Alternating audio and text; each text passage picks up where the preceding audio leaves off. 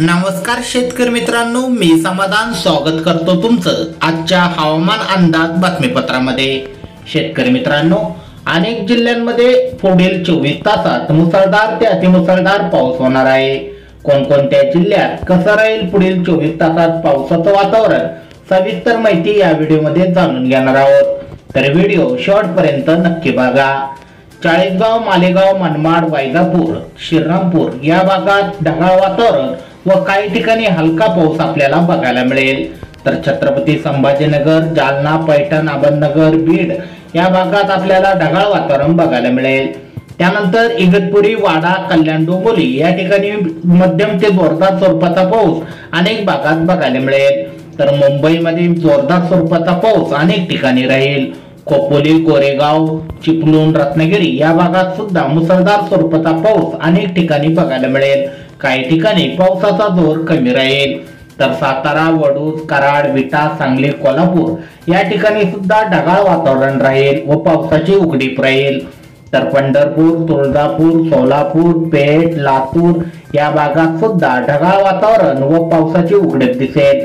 तर केज, माजलगाव, बीड, परळी, परभणी या ठिकाणी सुद्धा पावसाची उघडीप राहील।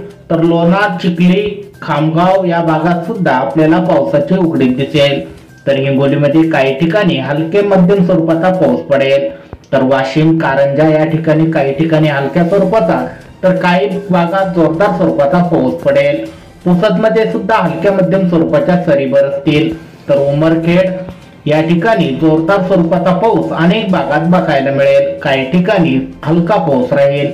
यवतमाळ, वर्धा या ठिकाणी सुद्धा जोरदार स्वरूपाचा पाऊस आपल्याला पुढील 24 तासात बघायला मिळेल। त्यानंतर नागपूर, घोटी, भंडारा, उमरेड, गोंदिया या भागात मुसळधार स्वरूपाचा पाऊस आपल्याला पुढील 24 तासात बघायला मिळेल।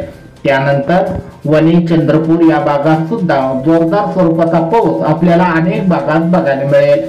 काही ठिकाणी काहीसा पावसाचा जोर कमी राहू शकतो। शेतकरी मित्रांनो, अशा प्रकारे राज्यात अनेक ठिकाणी आपल्याला पावसाची उघडीप दिसेल। मात्र काही भागांमध्ये मुसळधार स्वरूपाचा पाऊस पुढील 24 तासात बघायला मिळेल। शेतकरी मित्रांनो, तुम्हाला जर ही छोटीशी माहिती आवडली असेल तर व्हिडिओला नक्की लाईक करा। अशाच प्रकारच्या पावसाविषयक बातम्या दररोज तुमच्या मोबाईलवर बघण्यासाठी खाली दिलेले सबस्क्राईब बटन दाबून बेल आयकॉन नक्की दाबा। धन्यवाद।